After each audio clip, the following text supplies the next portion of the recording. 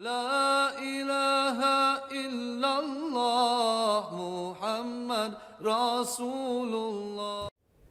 بسم الله الرحمن الرحيم. الحمد لله رب العالمين، والصلاة والسلام على أشرف الأنبياء وإمام المرسلين سيدنا ونبينا ومولانا محمد وعلى آله وصحبه أجمعين. رب اشرح لي صدري ويسر لي أمري واحلل عقدة من لساني يفقه قولي.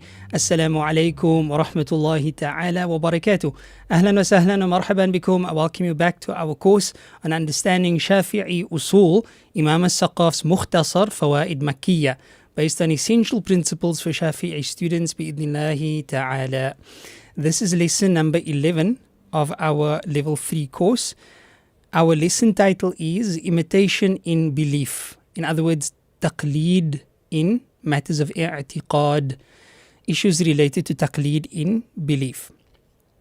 Our course outcomes, which are consistent throughout the course, is to have a comprehensive understanding of Islamic jurisprudence, to master scholarly etiquette and ethics, to familiarize ourselves with key Shafi'i texts and terminology, and to enhance spiritual and intellectual growth as students, specifically of the Shafi'i school.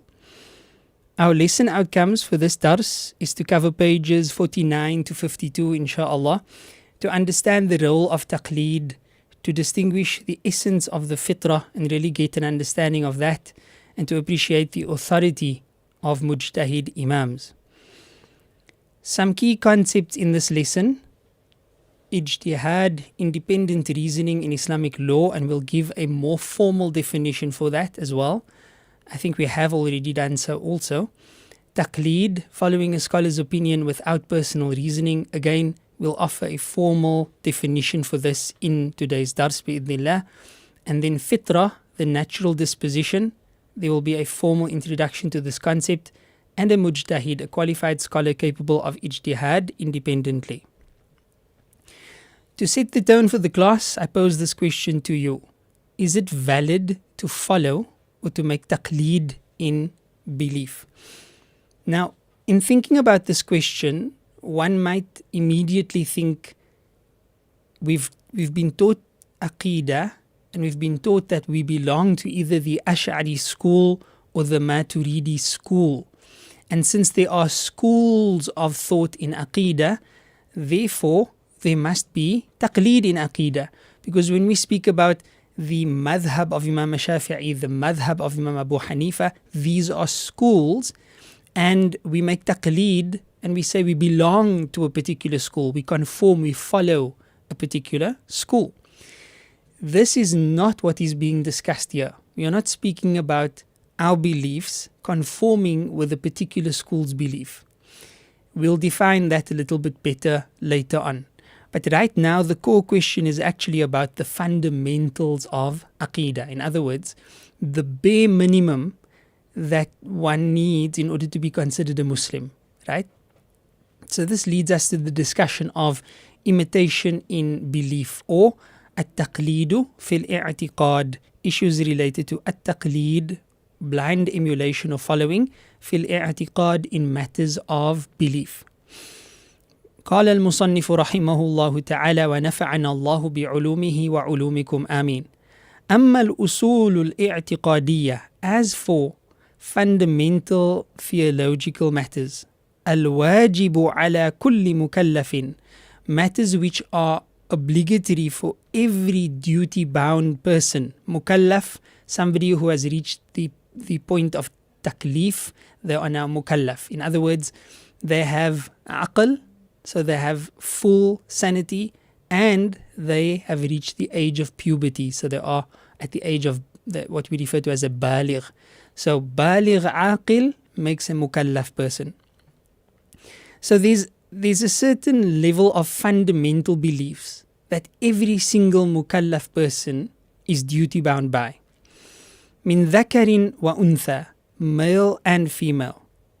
Wujuban ayniyan, and it is individually obligatory. This is not a communal obligation. It is incumbent upon each individual to what? Ma'rifatuha. What is the the reference of معرفة أما الأصول الاعتقادية الواجب على المكلف. What is واجب? معرفتها, right? What is واجب upon the mukallaf? To know these matters, these fundamental matters. ولو بالدليل الإجمالي, even if that be by way of a general proof. فالتقليد فيها ممتنع. So taqleed or imitation in such matters are prohibited. They are not considered valid. So we are not speaking about the details that we learn about in ilmul kalam or in the subject we call aqidah or tawheed. We are speaking about the bare essentials of recognizing that there's a creator, that the creator is one, right? And believing in that creator as a result. The idea of investigating and probing and asking questions as to where do we come from, what do we believe in, how do we know there is a God, this type of investigative journey in a general sense is incumbent upon every mukallaf person, right? And what we are stating here is that in such fundamentals, in the pure essence of belief, it is invalid to merely follow another therein. So for example, why do you believe in Allah Azza wa Jal? Is it because you went through a journey of search and discovery and then logically you arrived at, rationally you arrived at a conclusion that states there must be a creator? Did you experience something that makes you convinced? What type of evidence is your iman based on? Upon probing, most Muslims would find that if they haven't studied Aqidah formally, then most of the time people's beliefs are going to be based on their parents' upbringing that they were afforded. So their nurturing into Islam is the reason for believing that Islam is the truth, that there is a God, etc. But technically, what we are stating here is that that wouldn't be sufficient. That what is required is personal reflection, a personal journey, reaching the conclusion that there is a God and then believing. Because if you believe as a result of your mother and father believing in Allah, then that would be called taqleed. Or if you believe as a result of Imam Shafi'i believing in Allah, then that would be taqleed. And this is saying that فَالتَّقْلِيدُ فِيهَا مُمْتَنِعٌ, that to make taqleed in matters of fundamental belief is prohibited. So we proceed inshaAllah ta'ala. Why is taqleed not allowed in this instance? And what then are the implications on the way that we raise our children? So the answer as to why taqleed is not allowed is لِأَنَّ كُلَّ مَنْ قَلَّدَ, is that everyone who follows somebody else, everyone who is blindly following, في التوحيد, in matters of that there's only one God, لا إله إلا الله, لم يخل إيمانه, that person's faith is not void of عن التردد, from doubt. That person's faith is always going to be inclusive of some level of doubt, because they haven't come to terms with this belief themselves. They only adopted this belief because of another. Another example of this perhaps could be seen in a couple who have a relationship, a haram relationship before marriage, and even, okay, let's not go there, but just basically a man wanting to marry a non-Muslim woman, and then she embraces Islam, or a woman wanting to marry a non-Muslim man and then he embraces Islam. Now, if they embraced Islam because of conviction in belief, because they've accepted the message of Islam, alhamdulillah. But if they embrace Islam simply because they trust the person that they're going to get married to, and their reliance is on that person, they don't know anything about Islam, they just said, okay, you're a Muslim, so I'm also going to be a Muslim, and then they just accept that, that would be taqleed. So what are the implications for us and for situations like that? وَإِن صَحَّ عَلَى الْمُعْتَمَدِ مِنْ خِلَافٍ شَهِيرٍ. Now, even though there is a mu'tamad, a relied upon view, that stems out of a well-known difference of opinion, that what? إِيمَانُ الْمُقَلِّدِ, that the faith of the one who follows another, al-jazimi, but he follows another in such a way that his own faith is actually quite solid. Jazman qawiyan, right? It is quite a firm faith, even though their faith was as a result of, I embraced Islam because of my mother and father, or I'm a Muslim because of them, or I embraced Islam because of my husband or wife, I'm a Muslim because of them. However, I'm not only a Muslim because of them, my faith is quite strong and settled now.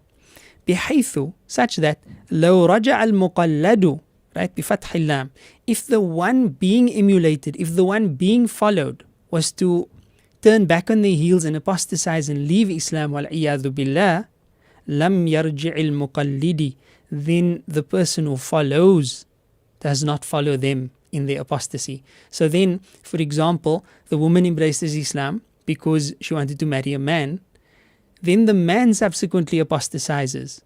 But because she had firm faith, even though she only embraced by following him, she manages to have such firm faith that even though he apostatizes, she remains Muslim. And she can think about this prospectively, right? That if he were to leave Islam, she would still remain Muslim, then her iman is valid, even though it's based on taqleed. فَيَكْفِي ذَلِكَ, so that would be sufficient. فِي الْأَحْكَامِ الدُّنْيَوِيَّةِ, in terms of worldly matters of law, such as فَيُنَاكِحُ, such a person can be married or we can intermarry. وَيَأُمُّ, such a person can lead the prayer. وَتُؤْكَلُ ذَبِيحَتُهُ, such a person's meat that they slaughter would be considered halal. وَيَرِثُهُ الْمُسْلِمُونَ, and the Muslims can inherit from them. وَيَرِثُهُمْ, and they can inherit from the Muslims. وَيُسْهَمُ لَهُ, and they can be given a share of booty. وَيُدْفَنُ فِي مَقَابِرِ الْمُسْلِمِينَ, and they can be buried in the Muslim cemeteries.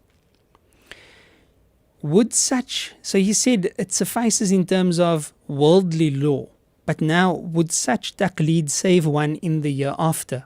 Right? Taqleed that is purely based on the belief of another. So blindly emulating the beliefs of others. Bismillah. وَفِي الْأَحْكَامِ الْأُخْرَوِيَّةِ أَيْضًا, and in matters of otherworldly matters also. In other words, in matters of the afterlife, such faith, because it was strong, right, even though it was dependent on another, would still be considered sufficient. فَلَا يَخْلُدُ فِي النَّارِ, so what do we mean by sufficient? Such a person will not remain in the hellfire. Al abad, meaning eternally.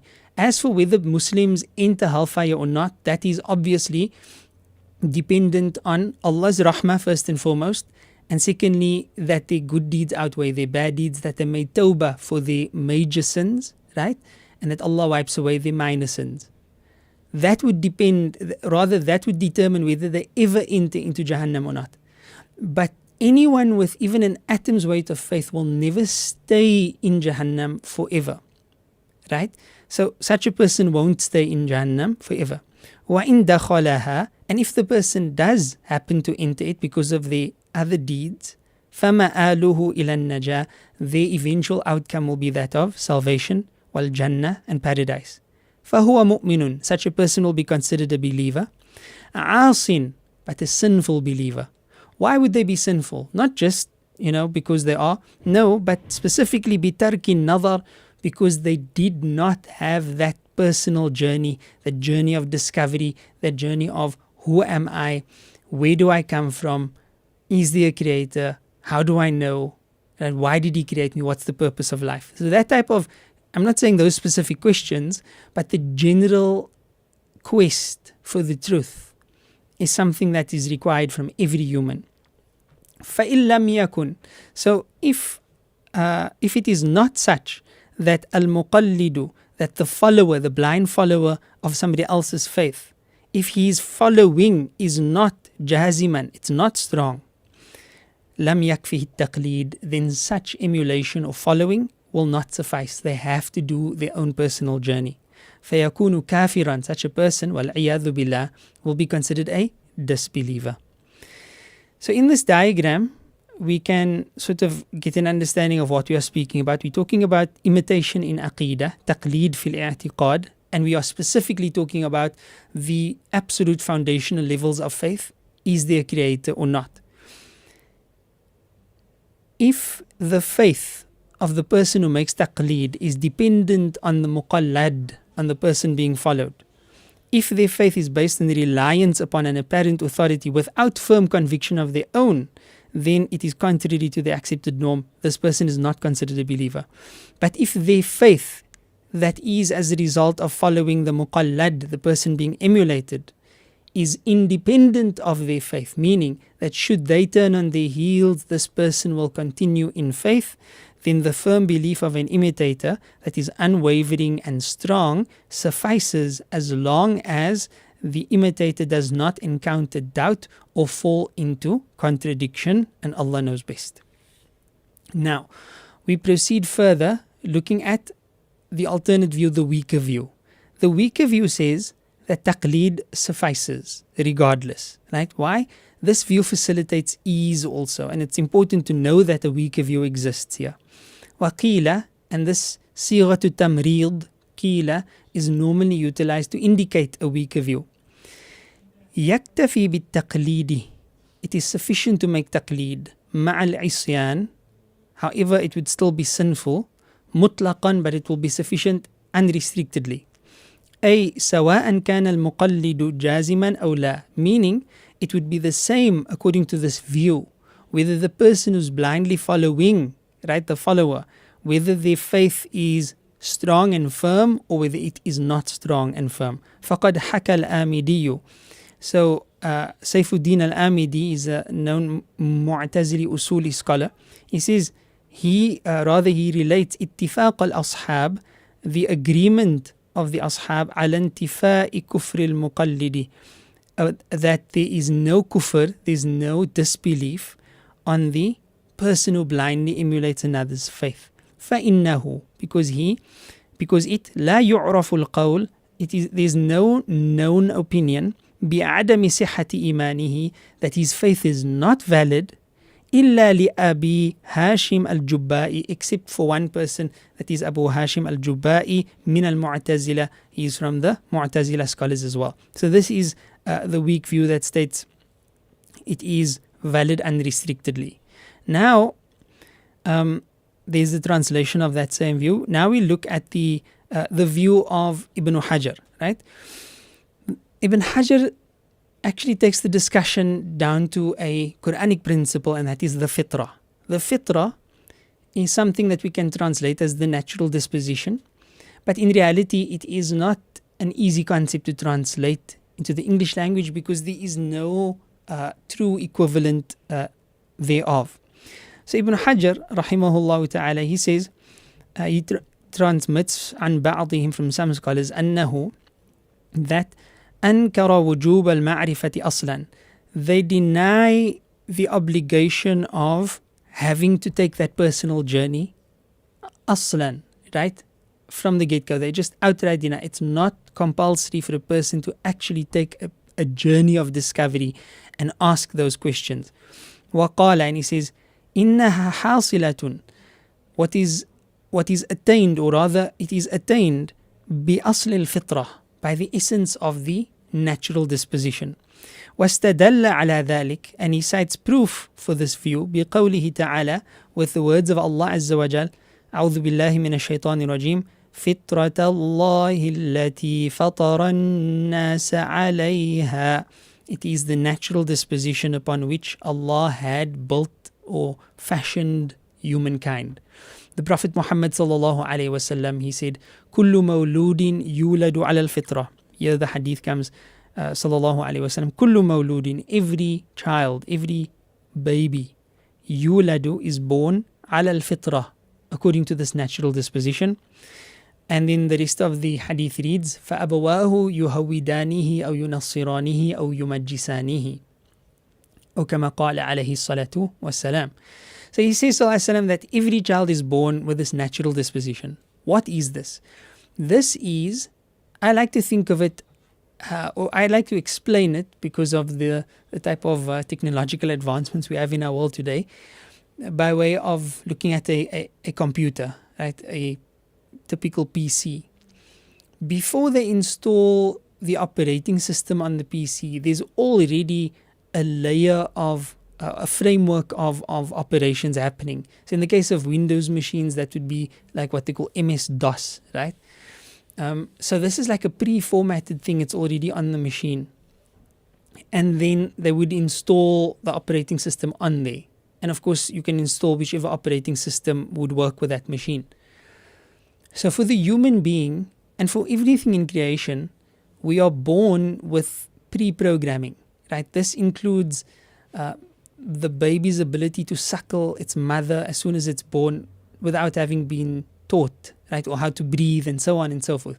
So there are certain matters that are just programmed into our nature, our physical nature. And then there's also a programming within our hearts and souls.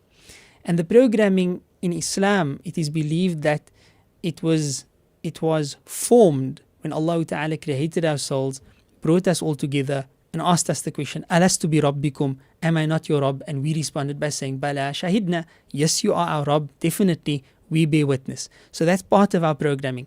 We may not remember it, just like we don't remember the day we were born, but nonetheless it's part of our fitrah.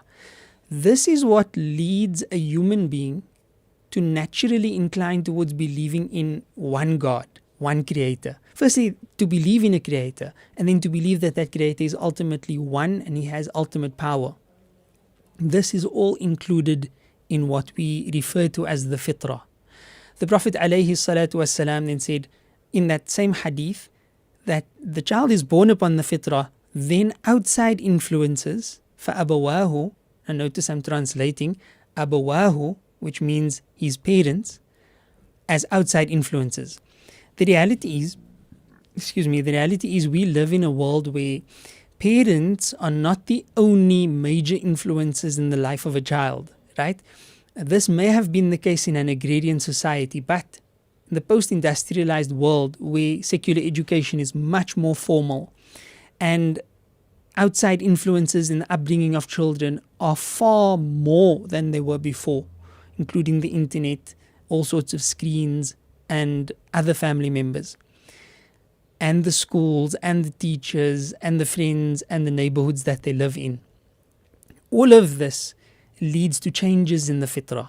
So the Prophet ﷺ said that the parents, yuhawidanihi, then causes the child to become a Jew, أو ينصرانه, or a Christian, أو يمجسانه, or a Magian.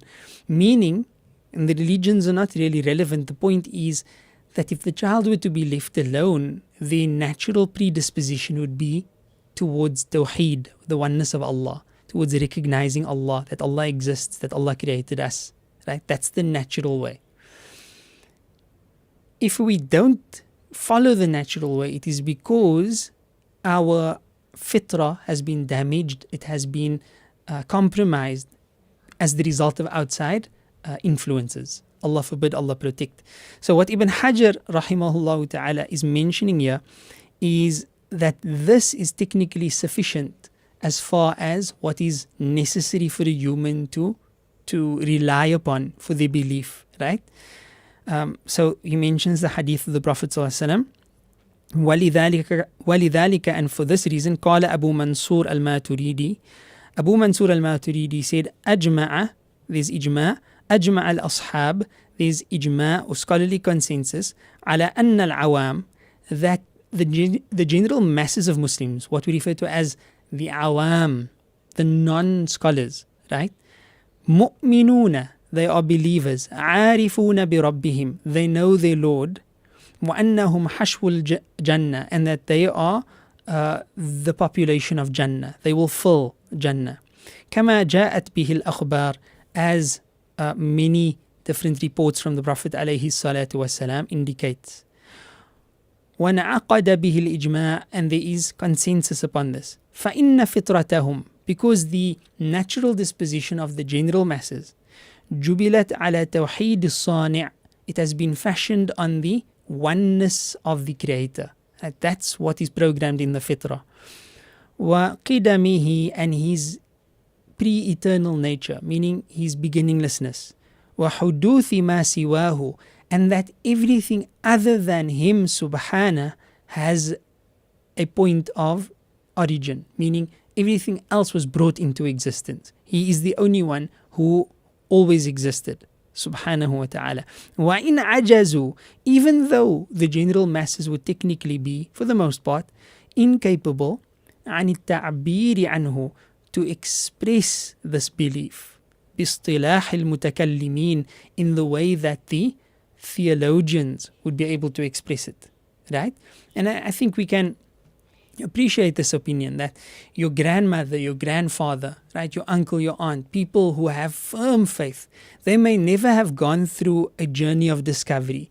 They may never even have considered themselves as being believers as a result of their parents, because they have found faith either as a result of their du'as coming, to reality, or as a result of a feeling that Allah Ta'ala had afforded them, or as a result of just conviction that they have without any rational proofs whatsoever. So the fitrah plays a huge role in those matters, and Allah subhanahu wa ta'ala knows best. So now we continue inshallah ta'ala looking at more support for this last view. We said وَيُؤَيِّدُ ذَلِكَ, what supports this also, قَوْلُ بَعْضِ الْمُحَقِّقِينَ, is the opinion of some of the later scholars.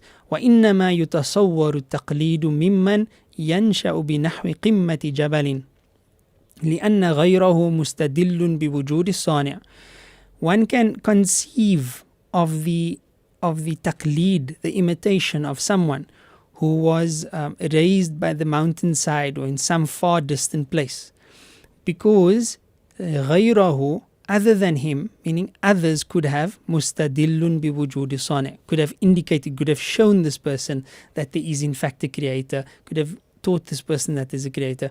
وَإِن لَمْ يُحْسِن تَرْتِيبَ الدَّلِيلِ, even though he may not be able to articulate and fashion an argument, right, structure an argument, على طريقة المتكلمين, in the way that theologians would be able to, ولا الترجمة عنه, and is unable to express this, even translate it from him.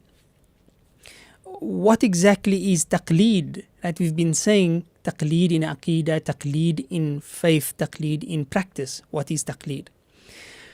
What taqleedu, following, some people translate this as blind following, but that has negative connotations that isn't necessarily built into the word taqleed. Tamam? So following or imitation, huwa al-akhdhu, it is to accept, to take, wal-amalu, and to practice according to, biqawli al-mujtahideen, the opinions of the mujtahideen, the independent scholars, min ghayri ma'rifati dalilihi, without knowing their proofs, right? So you follow them, but you don't know what their proofs are. That is taqleed. فَمَتَى استشعر العامل أن عمله موافق لقول إمام. So for as long as somebody who is practicing some deed in Islam perceives or has a sense that their deed is in conformity لقول إمام, to the opinion of one of the mujtahidun, one of the independent jurists, فَقَدْ قَلَّدَهُ, then that person practicing that practice is in fact making taqleed of that mujtahid.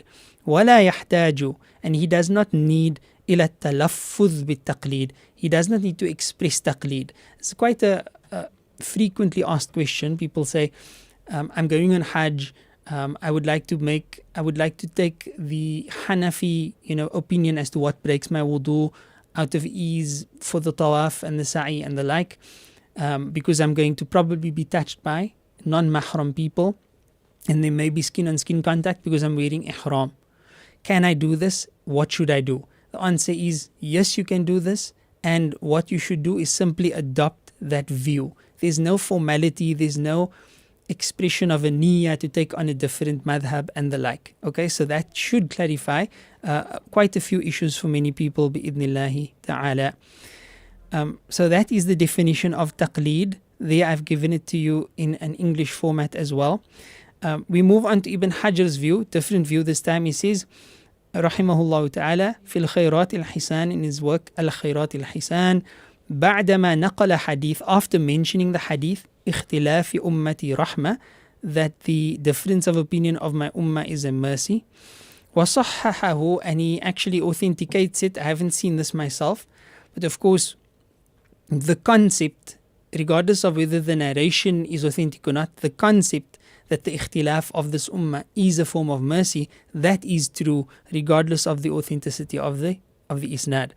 فَعَلَيْكُمْ, so he says, so you should أن تعتقدوا, you should believe أن خلاف أئمة المسلمين, that the differences of opinion among the scholars of the Muslims, أهل السنة والجماعة, not all differences that are limited to the framework of Ahlus Sunnah wal Jama'ah, and broadly speaking, this is in reference to the Asha'ira, the Maturidiyya, the Hanabila, and the four schools of thought in essence. That's broadly speaking what Ahlus Sunnah wal Jama'ah consists of.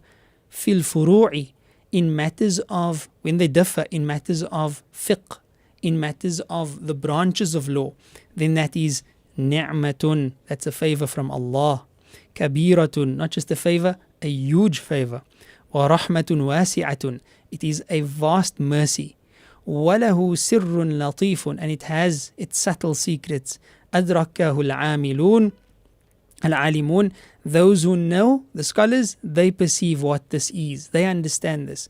Wa amiya anhu al-mu'taridun al-ghafilun, and those who are ignorant or unmindful, they turn away from this, they don't perceive this, they would be blind to the benefit.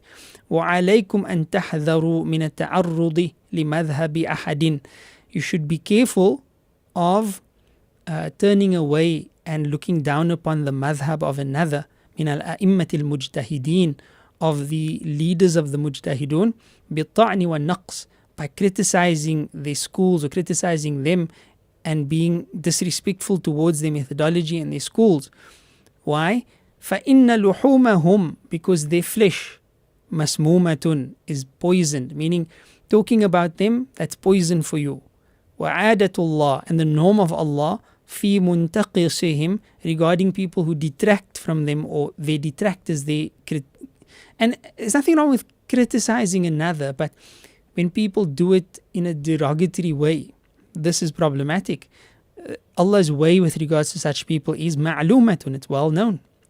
فَمَنْ تَعَرَّضَ لِوَاحِدٍ مِّنْهُمْ, so whosoever turns away from one of them, أو إلى مذهبه, or to his school, or they turn away from the person or from their school in a negative way, يَهْلِكْ قَرِيبًا, will soon be destroyed. Now this is a matter of adab al-ikhtilaf. So firstly, Ibn Hajar is saying that, look, differences of opinion in this ummah within matters where differences can be had, that is a source of mercy for this ummah, and you have to understand it in this way. We see that there's differences of opinion within the Shafi'i school, then there's differences of opinion across madhahib, and then of course there's even differences of opinion in some secondary or tertiary matters of aqeedah, like did the Prophet see Allah subhanahu wa ta'ala or not? Was the Isra and the Mi'raj ruhan and jasadan or just jasadan? These are matters about which even the Sahaba differed. Then we have early debates in belief. Now many of the differences between the scholars that fall within the ambit of Ahlus Sunnah wal Jama'ah, these are tolerable differences, and these differences should be celebrated. How are they celebrated, and how do they come about?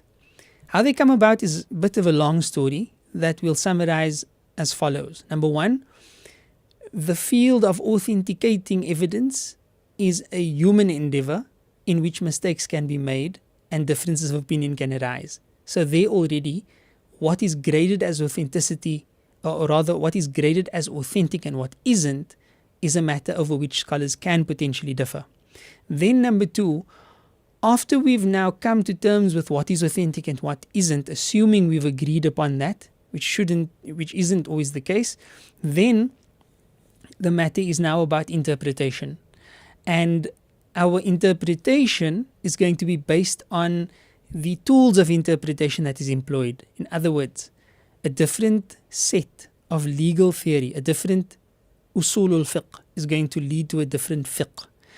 And that is essentially how we end up with differences of opinion. As for why they should be celebrated, This is because if there was only one view in every single case, then Islam would naturally be difficult for many, many people in many instances, because there's no leeway to cater for different circumstances, different times, different places, different contexts, different personal struggles, etc. But there are these differences, and they are not differences that come about as a result of thumb sucking or wishful thinking. They are scholarly differences as a result of scholarly methodologies. So we should respect it and think about it as such, and Allah knows best. So that was a bit about the ikhtilaf among the Ahlul Sunnah wal Jama'ah, and then you have some of the comments here in translation as well.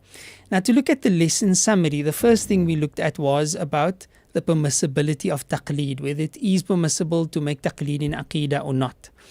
We then looked at Ibn Hajar's view about the sufficiency of the fitrah as a form of evidence for one's belief. Then we spoke about the significance of ijtihad and differences of opinion, and why they are so important and why they should be celebrated and how they came about as well.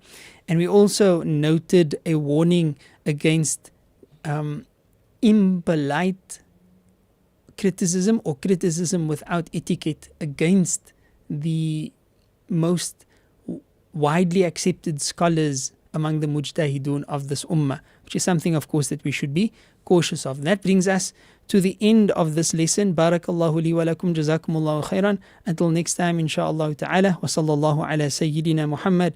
Subhanallahi wa bihamdi, subhanakallahumma wa bihamdik. Nashadu an la ilaha illa anta, nastaghfiruka wa natubu ilayk. Wassalamu alaykum wa rahmatullahi ta'ala wa barakatuh.